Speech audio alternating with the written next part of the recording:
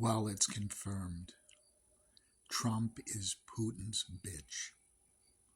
That's right. This can be proven by what just happened in Poland. Putin is now droning Poland.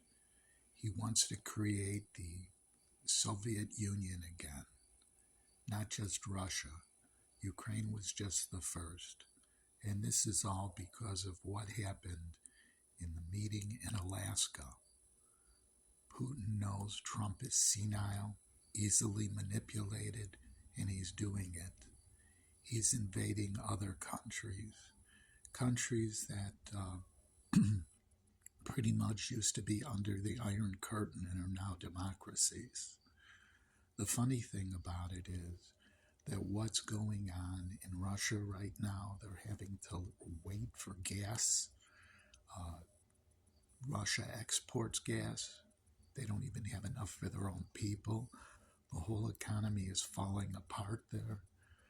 The price of goods is going up. Basically, it's getting worse and worse for the citizens of Russia. It's turning into a hellscape.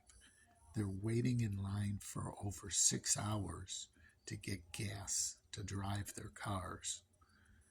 The whole thing is falling apart, and Putin keeps sending drones all over, blowing up in Poland, blowing up infrastructure in other places that used to be part of the Soviet Union.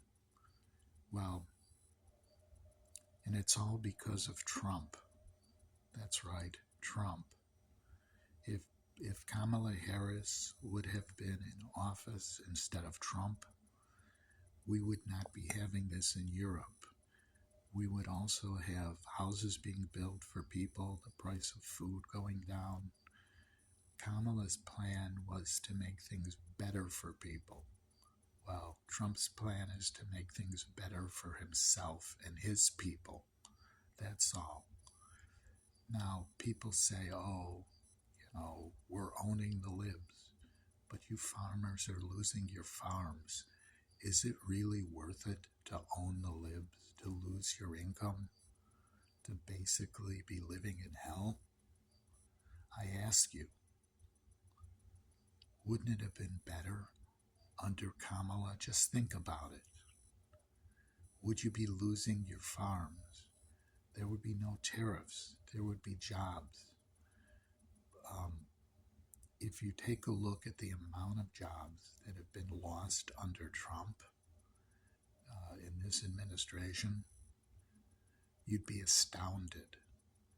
You'd see that he is the worst president we've ever had. When they rank his presidency, his first term and this term, they rank at the bottom. He is by far ranked the worst president. You just can't see it because you're in his cult. The only difference between Trump and Jim Jones is Trump would have you buy the Kool-Aid, or Jim Jones gave it to you for free. Well, is this the end of America as we know it? That's a question that I ask. I would like people to answer that question. Do you think that America can recover after the Trump presidency is over? Or do you even think that it will be over? With him joking around saying that, I don't know if I'm going to, there'll be elections. He's using what was said, that there will be no elections in Ukraine while they're at war, by going into wars all over. Maybe if we're at war with 5 or 6 countries, he can say, we're at war, I'm going to suspend elections, just like Zelensky did in Ukraine.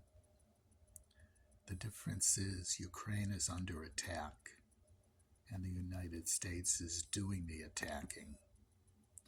He's violating every constitutional law that there is on the books, and he doesn't care because his followers don't. It reminds me of someone during the 30s and that in late 20s that felt that way. Mr. Mustache Man, Adolf. Well,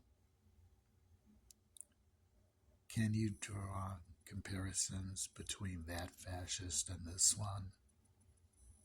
Yes, there's too many. Does history repeat itself? They say if we don't learn from the past, we're damned to repeat it. Are we going to repeat what Germany did? The only difference is that after the Treaty of Versailles, Germany was bankrupt, took a wheelbarrow of money to buy a loaf of bread. That's how Adolf came into power there. He's using the same tactics. A marginalized group. Adolf used the Jews. Trump is using the Latinos. Well, the Latinos are some of the hardest working people I've ever met. As a rule, which bears to me to wonder what's going to happen when there are no more Latinos working in the United States. The first generation, the ones, the immigrants, they work much harder than people who are third or fourth generation. What's going to happen? Make America great again? Get Trump out of office. Get his junta out of office. Send them all to Alligator Auschwitz. Let them see what it's like. I can also see half of the Republican Party being sent there too, for crimes against humanity. Maybe we need another Hague trials for these people. What do you think? Please let me know. And if you like this video, join my group and let me know what you think. Bye.